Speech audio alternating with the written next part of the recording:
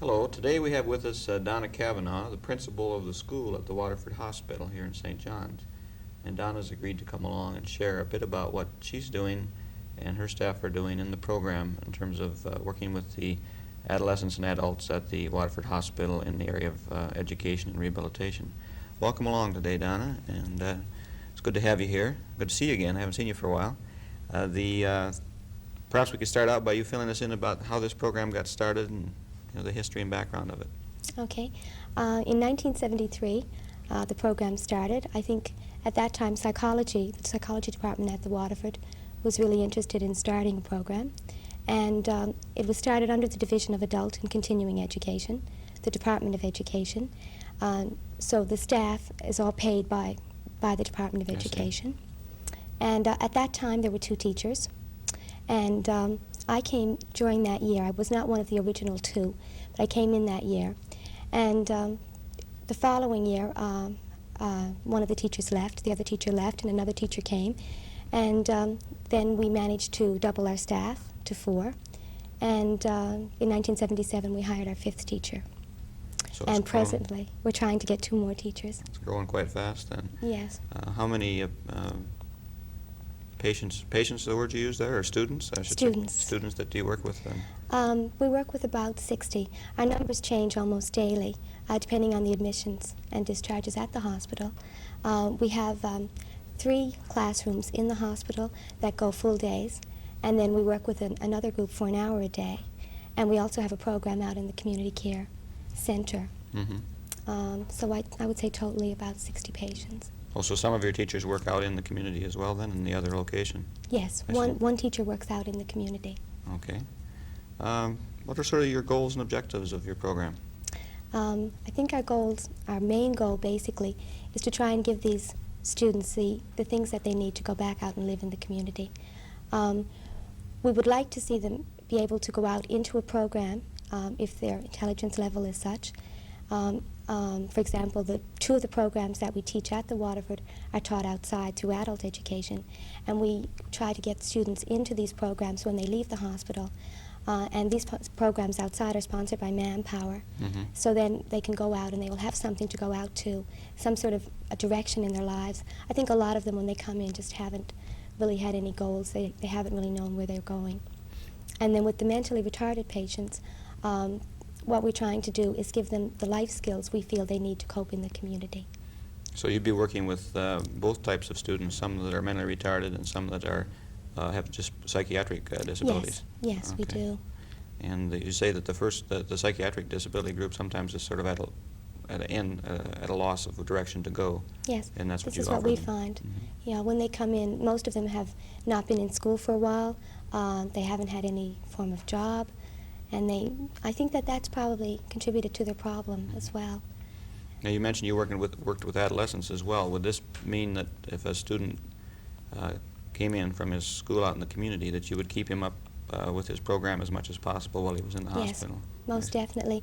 I get the admission summaries every day, and anybody who is an adolescent, I personally go and find out if they have been involved in any school program, and we call the school.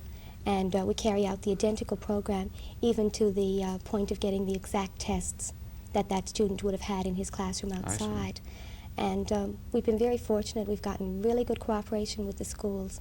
And our goal is to kind of get them a little bit ahead for when they go back, because we think that going back is quite an adjustment, and they may suffer for a little while initially. So we try to get their academic level up as much as possible. And we've been very successful with that. What would your program be like on a typical day? Is there a typical day? At the Waterford? The students will come down at 9 o'clock in the morning. And depending on, like I said, there's a literacy program and the academic upgrading program. Maybe I should explain. Yes, explain each of those perhaps. Okay. Literacy is a program which starts at a pre-primer level, and it goes to a grade 7 level, and it concentrates on teaching people who are adults and who have not learned how to read and write, how to do so. It uses an audio-visual approach, as well as a number of other things. But I think the nicest thing about it is that it's completely adult. Even though they may be be only learning words at a grade 1 level. The context of the stories and everything that's presented doesn't insult their intelligence. No, it's not like the old Dick and Jane readers. No, it isn't. Yeah. And for years, that was a big problem with us. High-interest, low vocabulary books were great, except it seemed like they only went for teenagers, and we were dealing with adults.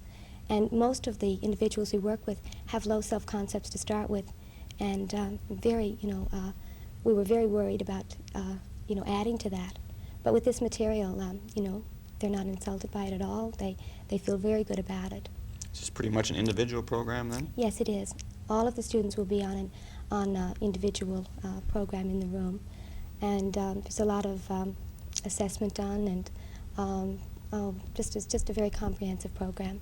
So the teacher then moves from one student to another and Yes. helps them on each individual program they're working on. Yes, yes. They do some work on their own. They do some work with some of the machinery that we have, and some work with the teacher. And actually, we have 3 people who are living at the hospital who are employed down in the school as teacher aides as well. So they also get a bit more individual I see. attention. And the other program was called Upgrading. Yes, it's taught at the Fisheries College in St. John's and in various other places throughout the province. And it starts at about a grade 5 level, and it goes through to grade 11. It's an adult education program. It consists of math, English, and science. And again, the students can continue it when they get outside the hospital. And after that, of course, they can go on and get a trade. So one of the things you try to do then is to move them from your program into the appropriate one in the community. when you Definitely, leave. Mhm. definitely, yes. Great. You mentioned you were funded mainly by the Department of Education and then some from Yes. the hospital. I see. Mm-hmm. Yes, the teachers' salaries and a lot of the materials for the academic upgrading and the literacy program are supplied by the Department of Education. We also get a budget from the hospital for supplies as well. And prior to your program, then I guess the people that were there didn't receive any kind of education directly from. There were home. schools in the past at the Waterford. The one that I'm most familiar with was started in 1961 and went till 1966, and then it stopped I see. until we started again in 1973. So it's been some time then in between there. Yes. You mentioned also recently you've gotten interested in sort of the whole area of adult adjustment back into the community or into rehabilitation. Yes. Would you like to comment on what you were doing some study in that, I believe? Mm-hmm. Well, we were especially concerned with the mentally retarded individuals that we work with. For the longest time, we were teachers. We were going to teach, and we started getting all kinds of kits and doing reading and like reading, writing, and arithmetic or Mhm. whatever. And then we started to critically look at what we were doing, especially with those individuals, and looking more at their needs, I guess their total needs.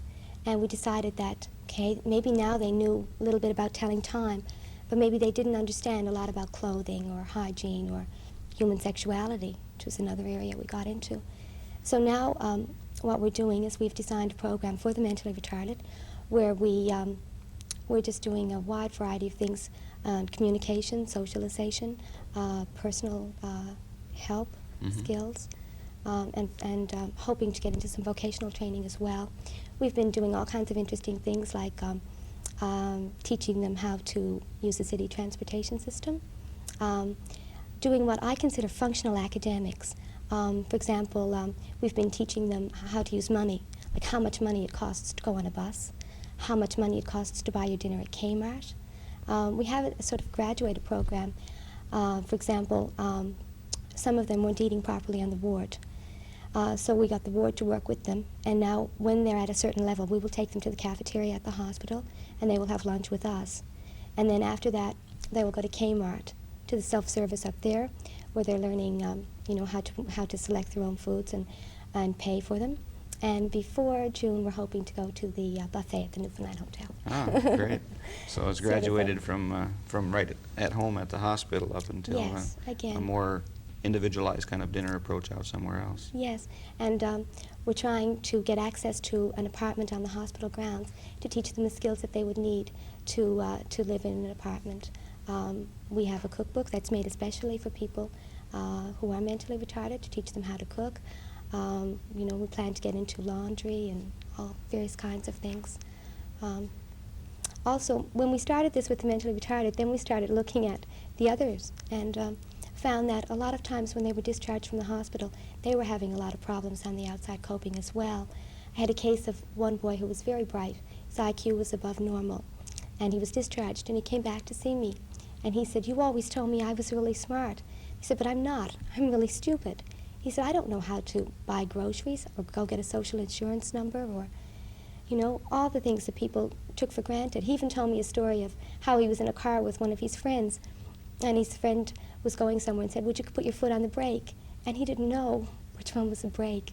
So all the kind of things that we take for granted that they already know, they often don't. Yes, Yeah. yes. So now in both the literacy and the upgrading programs, we're doing some life skills, things like how to present yourself at job interviews. I went in the other day, and John was doing some things on clothing with them, what was in fashion and what wasn't. Various, just a multitude of things. It was an interesting, he was doing the thing about how much, you know, different people in different jobs earn and these kinds of things. You mentioned using videotape in working with some of the Yes, students. yes, we did. What, We've been using videotape in this context, like when we do the job interviews and whatever. We'll do video and then play it back for them, and I think it's a very useful tool. what's been their reaction to seeing themselves on tape? Very good, very good. A lot of them don't have much confidence, and first when they're on tape, they're a bit nervous or whatever, but once they got used to it, they adjusted very well, and now they're at a point where I think they really enjoy it, and they want to make sure they do better each time. One of the things we hear a lot about is the difficulty, and you've mentioned to it a couple of times, is the difficulty of adjustment back into the community.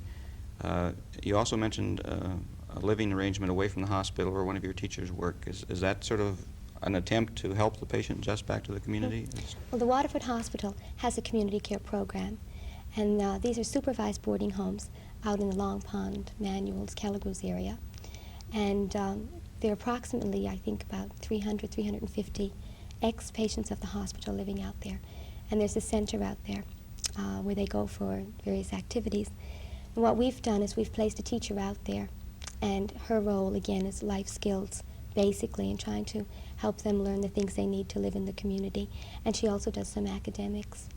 The need for teachers out there is very great, very great. And we just have one, and she's just working with approximately, well, 11 to 15 individuals. And, you know, it's Sounds just a as mere if you drop could in a use some bucket. volunteers or something in that kind of a program as well. Oh, yes, we use volunteers at the hospital in my program, people who are doing exceptional children, and sometimes people who are doing practicums in special education come, and we're very supportive of this. Actually, the whole hospital is. Good. What areas have I left out? I'm trying to think if there's other things I should ask you today while you're here, and anything that you'd like to comment on that I haven't asked about? Let's see.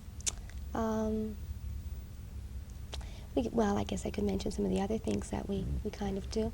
We, over the past little while, again, realized that with some of the individual patients, that sex education or whatever was a problem. And a lot of them were being taken advantage of by people on the outside, or, you know, just didn't know the difference. And a lot of the reason they were admitted to the Waterford had to do with this, especially with the mentally retarded. So that was an area that we're starting to get into right now. A very challenging area. I can imagine. How you go about teaching this area? Well, we haven't really actually done this yet. We've been just doing a lot of looking around. I attended a seminar last year and found it very useful. And now what we're doing is we're trying to get the cooperation of other people in the hospital as well. And I think that consistency in a program is really important. And so we brought some films in explaining it, and we showed it to some management people, just of course because it was a new and different area and we needed permission to start on it. And now we're bringing back the films and hoping to set up workshops for nurses so that we can have a sort of consistency or coordination of programs. So you want to train the staff Yes, first? exactly. Oh yeah, it's a very touchy area. Yeah. It is one that a lot of people in the public, I think, have concern about as well in terms of the sexual needs of the retarded and whether they should be allowed to marry and these kind of questions. And I suppose that's be some of the ones that you'll be getting into in the program. Yes, I'm going to be getting into a lot of things. It's very interesting. I should say, I guess, that the individuals that we work with, anybody in the hospital who's working, like a psychologist or a nurse, whatever, can refer a patient to us. But the final decision is up to the doctor. And once the patient comes down to us, we will do an assessment on them, and that will go on their record. And then every month there will be a report on their record, like as to how they've been doing. And I think that this is important. We're very concerned about the doctor and other people knowing what we're doing in school. And if an individual is on a specific program on the unit, well, then we want to carry that out in the school as well. Yeah, so this becomes part of the whole treatment Yes. program for that particular patient. Yes, well, we'd certainly like to think so. We try to attend as many meetings as we can and, have some say in sort of where the person goes from there. I think that's very important. Just even in trying to make sure that we're all dealing with the individual in the same way, like with the mentally retarded, because it's such a big place, and a mentally retarded person can learn so many wrong things from other people. And, it's very important, I think, that everybody tries to work on the same things. That everybody, for example, tells an individual who runs up and puts his arms around them, no, you don't do that, you shake my hand or whatever. Yeah, this leads into the question of when the people come back to the community. There's a lot of concern in the public in the last few years about normalization and integration, and mainstreaming are the words I hear most frequently. Yes. What's sort of your perception at this point about the adult retarded returning to the community? Is there acceptance in the community yet, do you think? I don't think it's as much acceptance as it can be. I think it's probably changing a little. I've had a lot of experience, I don't know if you knew this or not, with the integration of mentally retarded children. And I find with children that it's been really, really good. I work with the Boy Scout movement, and I'm a commissioner for Scouts for disabled children. And right now in St. John's we have three handicapped groups. And what I was saying was that let's not just have a segregated group. Let's try and get these children involved. And we have integrated successfully about 9. And we found that I think with children it's easier. Now when it comes to the adult, but again, I think it depends on how much that adult knows. And if he's not going to do a lot of bizarre things, or if he's not going to try and gain attention in the wrong way, that the acceptance is a lot better. We've had a lot of good examples, like when we have we spend a lot of our time outside the hospital, and we've had a lot of very favorable experiences. So as long as you can teach them the coping skills and the behavior that's seen as normal by the public, then the integration will be easier. Yes, that's our goal. Like if they know which bathroom they go into, or they know the things that push or pull on a door. There's so many things that we take so much for granted. But of course, if someone doesn't know them, they stick out and of course gain the stigma. But with the children, even a lot of the other leaders in the Scouting movement have said to me, I never would have known the children were mentally retarded, because we've expected better behavior from them and help them in accomplishing it. And it's the same thing with the individuals, the adults, I think. Well, so then one thing we could mention to our viewers, that if someone was interested in learning more about this integrated Scout movement, they could contact you. Certainly. Yes. Yeah, we're really promoting it. I prepared a report this year for Scouts in the St. John's region, and the whole region is completely supporting integration. And we're doing it step by step. We're taking some children that may be more severely retarded now from Exxon House, and we're trying to build their skills up to a level where the integration will be easier. So we still have our special groups, but again, our goal there is to get these children out with other children.